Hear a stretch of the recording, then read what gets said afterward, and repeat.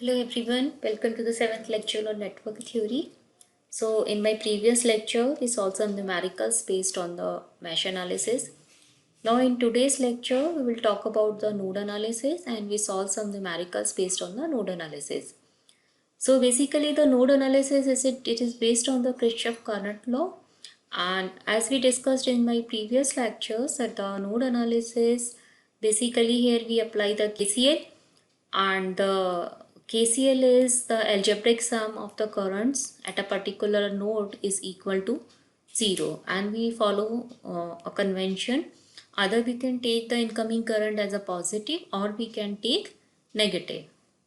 So we have to follow some steps for the node analysis.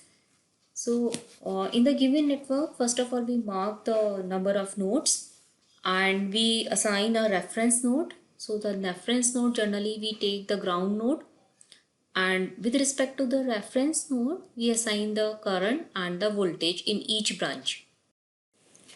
After that, apply the KCL at each node except the ground node, and just by simply applying the Ohm's law to the branch currents. After applying this KCL at each node, we get the equation which has unknown node voltages.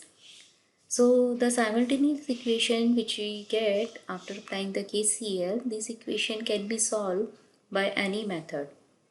So either with the help of the matrices or just by replacing the unknown variables, we can find out the unknown voltages.